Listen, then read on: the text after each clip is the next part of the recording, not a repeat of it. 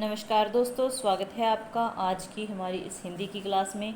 तो आज की क्लास में हम लोग HPSC PhD हिंदी का एक काफ़ी महत्वपूर्ण टॉपिक देखेंगे। कई बच्चों ने कहा है कि इस टॉपिक को थोड़ा सा करवा दीजिए, तो जितना कि हमारे एग्ज़ाम में आए और हम आंसर कर पाएँ उतना हम पढ़ेंगे। ठीक है। इसमें क्या है, कार्यालय लेखन है और प्रक्रिया है। उसमें कुछ शब्द हैं जिसके अर्थ आपको पता होना चाहिए ताकि आप आंसर कर पाएँ। क्या कुछ है, औपचारिक पत्र के बारे में है, टिप्पण क्या होता है, मुख्य टिप्पण क्या होता है, आनुषंगिक टिप्पण क्या होता है, अनुस्मारक क्या होता है। ठीक है। अर्ध सरकारी पत्र, स्वतः स्पष्ट टिप्पणी, कार्यसूची, कार्यव्रत, प्रेस विज्ञप्ति और परिपत्र, ये सारी चीज़ों से आपकी जान पहचान होनी ज़रूरी है। वो ही हम देखेंगे। पूरा डिटेल में हमें पढ़ने की ज़रूरत नहीं है, हमें वो पढ़ना है जिसको पढ़ के हम आंसर कर पाएँ। ठीक है। तो सबसे पहले मुख्य टिप्पण क्या होता है, टिप्पणी क्या होती है। इसमें सारा जो बुक है व्यक्ति और माध्यम, उसमें लिख के सारा कुछ मतलब समझाया हुआ है। हमें लिखा हुआ नहीं पढ़ना है, हमें तो उसके बारे में जो निर्देश है, जो चीज़ें हैं वो पढ़नी है। ठीक है। तो इसमें हमें पढ़ना क्या है कि टिप्पण क्या होता है, किस तरीके से किया जाता है, उसका मतलब क्या है, वो पढ़ना है। किसी भी विचाराधीन पत्र अथवा प्रकरण को निपटाने के लिए उस पर जो राय, मंतव्य, आदेश अथवा निर्देश दिए जाते हैं वही टिप्पणी कहलाती है। वह क्या कहलाती है, टिप्पणी कहलाती है। टिप्पणी शब्द अंग्रेजी के नोटिंग शब्द के अर्थ में प्रयुक्त होता है। जो टिप्पणी शब्द है वो अंग्रेजी के नोटिंग शब्द के अर्थ में प्रयुक्त होता है।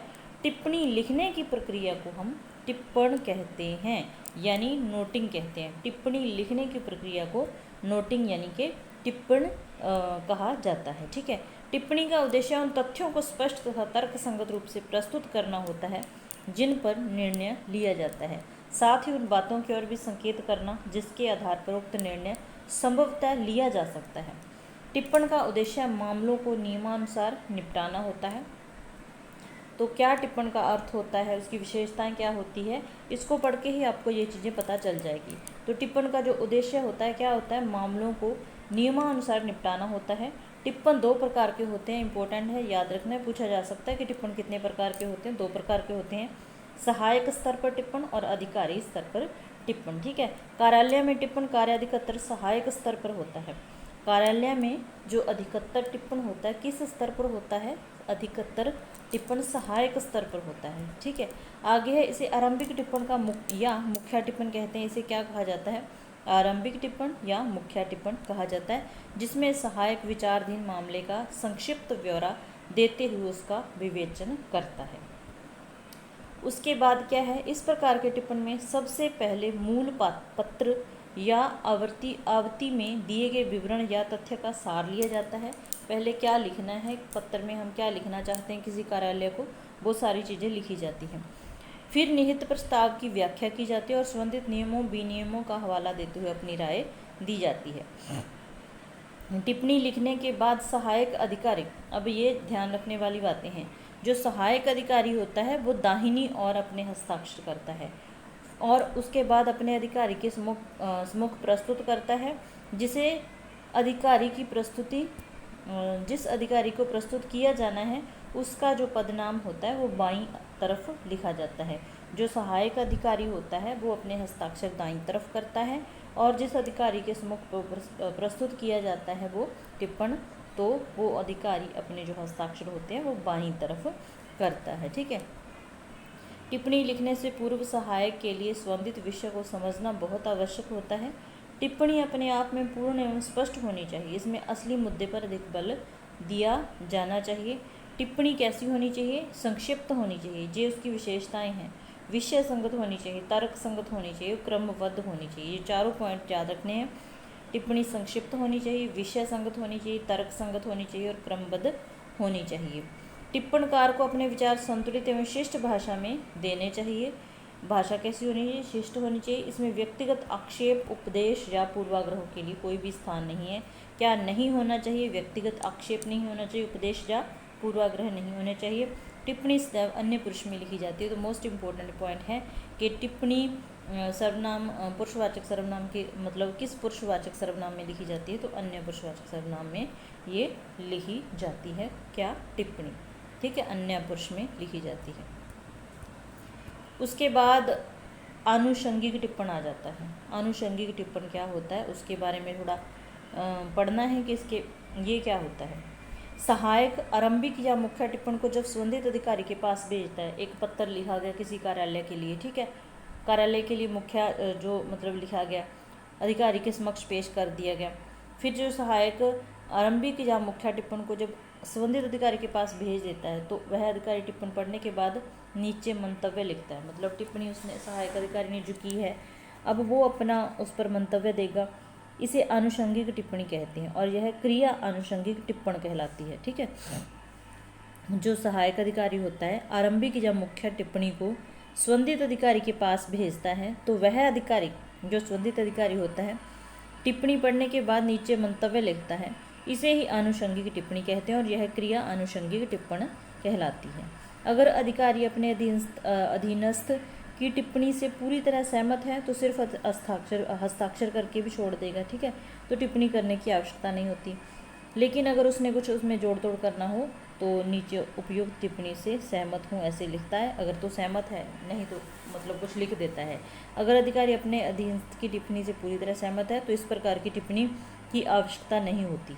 अगर तो सहमत है फिर तो टिप्पणी करने की ज़रूरत नहीं है, ठीक है। अधिकारी अधीनस्थ की टिप्पणी के नीचे या तो केवल हस्ताक्षर कर देता है या फिर उपयुक्त टिप्पणी से मैं सहमत हूँ लिख के भेज देता है, ठीक है। तो ये कहलाता है आनुषंगिक टिप्पण आज या फिर आनुषंगिक टिप्पणी इसको बोलते हैं। उसके बाद अगर अधिकारी अपने अधीनस्थ की टिप्पणी से पूरी तरह सहमत है मगर उसे और सशक्त एवं तर्क संगत बनाने के लिए अपनी ओर से कुछ जोड़ना चाहता है तो वह अपना मंतव्य आनुषंगिक टिप्पणी के रूप में दर्ज करता है, ठीक है। जो मतलब संबंधित अधिकारी होता है अगर तो अपने सहायक जो अधिकारी होता है उसकी बात से पूरी तरीके से सहमत है तो वैसे अपना हस्ताक्षर करके छोड़ देगा, लेकिन अगर उसमें कुछ जोड़ना चाहता है तो वो नीचे कुछ लिख देगा। इसे क्या कहा जाता है, आनुषंगिक टिप्पणी के रूप में दर्ज कर देगा। यदि अधिकारी पूर्णतः असहमत या आंशिक रूप से सहमत है, अब दो बातें हैं, एक तो सहमत है तो हस्ताक्षर कर देगा, लेकिन अगर कुछ उसे अच्छा बनाना चाहता है तो कोई टिप्पणी कर देगा। लेकिन अगर वो अधिकारी पूर्ण रूप से असहमत है या आंशिक रूप से ही सहमत है तो वह अपने तर्क और कारणों के साथ अपनी आनुषंगिक टिप्पणी करता है। अधिकारी को अधीनस्थ की टिप्पणी को काटने, जो मतलब मुख्य अधिकारी है, संबंधित अधिकारी है, वो जो सहायक की टिप्पणी की हुई उसको काट नहीं सकता, बदलने या हटाने का अधिकार नहीं है उसके पास। वह केवल अपनी सहमति, आंशिक सहमति या असहमति व्यक्त कर सकता है, लिख के ये बता सकता है कि मैं सहमत हूँ, थोड़ा सहमत हूँ या बिल्कुल भी सहमत नहीं हूँ, ठीक है। आनुषंगिक टिप्पणी प्राय संक्षिप्त होती है, लेकिन असहमति की स्थिति में कई बार इस प्रकार की टिप्पणी बड़ी भी हो सकती है। वैसे तो संक्षिप्त होती है, छोटी होती है, अगर सहमत है तो हस्ताक्षर करके छोड़ दिए, अगर उसे अच्छा बनाना चाहता है तो कुछ लिख दिया, लेकिन अगर असहमति है तो कारण वगैरह बताने पड़ेंगे तो थोड़ी लंबी हो सकती है। वैसे ये संक्षिप्त होती है आनुषंगिक टिप्पणी। आगे उसके बाद क्या है, यहाँ सारा मतलब लिख के बताया हुआ है कि कैसे वो टिप्पणी लिखी जाती है, तो ये हमें पढ़ने की ज़रूरत नहीं है। उसके बाद हाँ, जब किसी पत्र, ज्ञापन इत्यादि का उत्तर समय प्राप्त नहीं होता तो याद दिलाने के लिए अनुस्मारक भेजा जाता है। अब एक टिप्पणी मतलब एक पत्र भेज दिया, उसका जवाब नहीं आया तो उस पत्र की याद दिलाने के लिए फिर से एक पत्र लिखा जाता है, तो उसे क्या बोला जाता है, अनुस्मारक पत्र, अनुस्मारक भेजा जाता है। इसे स्मरण पत्र भी कहते हैं, ठीक है। ये चीज़ें पहले मैंने नहीं पढ़ रखी थी, मैं भी आपके साथ ही पढ़ रही हूँ, मेरे को भी आपके बताने से याद आया कि ये भी हमारे सिलेबस में दिया हुआ है, ठीक है। इसका प्रारूप औपचारिक पत्र की तरह ही होता है मगर आकार छोटा होता है। जो एक औपचारिक पत्र पहले दिया गया है, जो उसका प्रारूप होगा वो तो वैसे का वैसे ही होगा जो स्मरण पत्र होगा, ठीक है, लेकिन आकार छोटा होगा। आकार छोटा क्यों होगा कि अब तो हमने पत्र तो पूरी अपनी डिटेल वगैरह तो भेज दी है, अब तो सिर्फ याद दिलाना है कि हमने इस बारे में आपको पत्र भेजा था, उसका कोई भी जवाब नहीं आया है। अनुस्मारक के शुरू में पूर्व पत्र का हवाला दिया जाता है, ठीक है। जब एक से अधिक अनुस्मारक भेजे जाते हैं तो पहले अनुस्मारक को अनुस्मारक 1, दूसरे को 2, तीसरे को 3 इत्यादि लिखा जाता है। मतलब एक जो पत्र भेजा है औपचारिक पत्र, उसकी याद में अनुस्मारक भेज दिए एक, उसके बाद भी कोई जवाब नहीं आया तो एक अनुस्मारक और भेज दिया तो उसको नंबरिंग दी जाती है 1, 2, 3 ऐसे, ठीक है। अब उसके बाद क्या आता है, औपचारिक पत्र के विपरीत अर्ध सरकारी पत्र में अनौपचारिकता का पुट होता है। औपचारिक पत्र पढ़ लिया, फिर हमारे पास एक शब्द आया था अर्ध सरकारी पत्र, तो उसमें क्या होता है, इतनी औपचारिकता नहीं होती, उसमें अनौपचारिकता का पुट होता है, इसमें एक मैत्री भाव होता है, जैसा होता है कि जिसको पत्र लिखा जाता है थोड़ी मतलब पर्सनली जान पहचान होती है। अर्ध सरकारी पत्र तब लिखे जाते हैं जब लिखने वाला अधिकारी संबंधित अधिकारी को व्यक्तिगत स्तर पर जानता है, ठीक है, मतलब जान पहचान है तो फिर उसमें थोड़ी सी अनौपचारिकता आ भी सकती है। इस प्रकार का पत्र ऐसी स्थिति में भी लिखा जाता है जब किसी खास मामले पर संबंधित अधिकारी का ध्यान व्यक्तिगत रूप से आकर्षित करवाया जाता है या उसका व्यक्तिगत परामर्श लिया जाता है, ठीक है। तो ये विशेषताएं किसकी, अर्ध सरकारी पत्र की है। प्रारूप में बाईं और शीर्षक बाईं और शीर्ष पर प्रेक्षक का नाम होता है, ठीक है, थोड़ा सा साफ नहीं है ये। बाईं और किसका नाम होता है, प्रेक्षक का नाम होता है और नीचे उसका पद नाम होता है। अर्ध सरकारी पत्र के लिए अमूमन कार्यालय के लेटर हेड का प्रयोग किया जाता है। क्या लेटर हेड का प्रयोग किया जाता है, अगर उपलब्ध हो तो। ये बस ध्यान देना है कि क्या चीज़ बाईं तरफ लिखनी है, क्या दाईं तरफ लिखनी है, ये केवीएस में भी पूछा था प्रश्न, ठीक है। उसके बाद पत्र के प्रारंभ में संबोधन के रूप में महोदय या प्रिय महोदय का प्रयोग नहीं होता। ऐसे पत्र में आम तौर पर प्रयोग किया जाता है जाने वाला संबोधन होता है प्रियाश्री या प्रियवर, मतलब जान पहचान है व्यक्तिगत रूप से तो महोदय की जगह प्रियवर प्रियश्री का प्रयोग हो जाता है। पत्र के अंत में अधोलेख के रूप में दाहिनी और भवदीय के स्थान पर आपका का प्रयोग किया जाता है, मतलब दाहिनी तरफ दाएं तरफ जहाँ पर भवदीय लिखा जाता है वहाँ पर आपका ये आपका वो ऐसे भी लिखा जाता है। अंत में बाईं और संबंधित अधिकारी का नाम, पदनाम, पूरा पता लिखा जाता है। बाईं और पता लिखा जाता है और जो भवदीय लिखना है वो दाईं ओर लिखना है, ठीक है, और बाईं ओर ही क्या लिखना था, प्रेक्षक का नाम लिखना था, ठीक है। तो ये ध्यान रखना है इसमें। उसके बाद आगे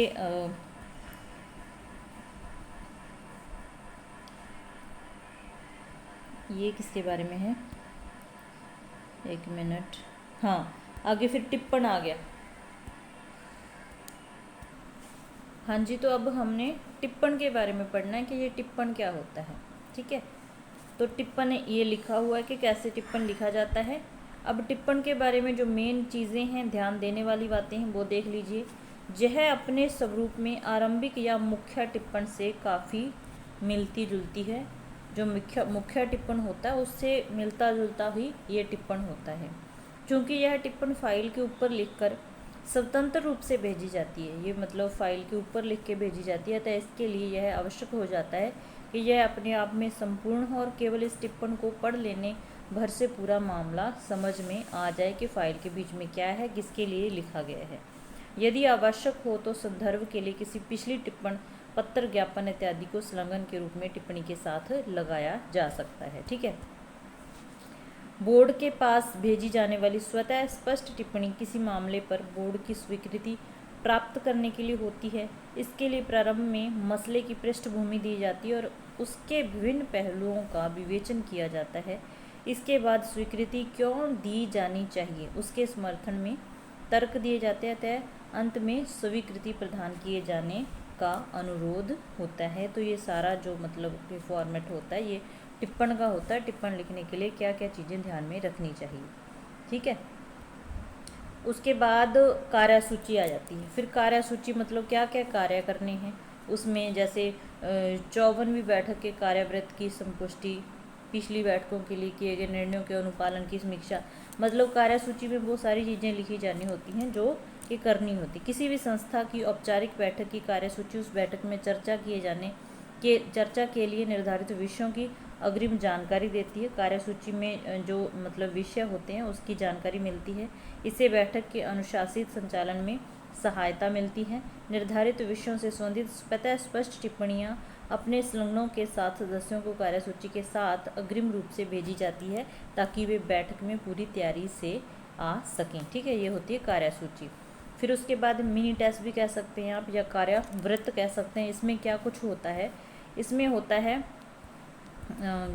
कार्यसूची में रेखांकित कार्यों पर हुए विचार विमर्श का संक्षिप्त विवरण कार्यवृत्त में प्रस्तुत किया जाता है। मतलब कार्यसूची में क्या क्या कार्यों पर बात हुई, क्या हुआ उसमें, वो सारा विवरण किस में होता है, कार्यव्रत में होता है। इसमें क्रमशः उपस्थित लोगों की राय का पूरा विवरण दिया जाता है। उपस्थित व्यक्तियों के नाम पदानुसार दिए जाते हैं।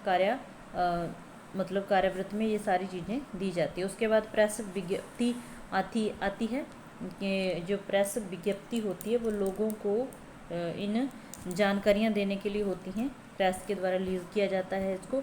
कोई संस्थान या व्यक्ति किसी विषय या किसी बैठक में जो निर्णय लेता है उसे प्रेस विज्ञप्ति के माध्यम से सर्वमान्य तक पहुंचाया जाता है। निर्णय में विलंब का कारण और उससे होने वाले लाभ के बारे में भी जानकारी दी जाती है। प्रेस के माध्यम से सभी को मतलब जनसाधारण को सूचित किया जाता है।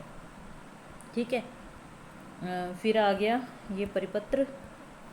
बैठक में दिए गए महत्वपूर्ण निर्णयों को कार्यान्वित करने के लिए एक परिपत्र जारी किया जाता है। जिस मुद्दे को लेकर पहला परिपत्र जारी किया गया था उस मुद्दे पर होने वाला फैसला भी परिपत्र के रूप में जारी किया जाता है, जिसमें निर्णय को कार्यान्वित किए जाने के निर्देश होते हैं। ठीक है। उसके बाद जो पहला लेसन हमारा कंप्लीट हो गया, जो चीज़ें उसमें पूछी गई थी।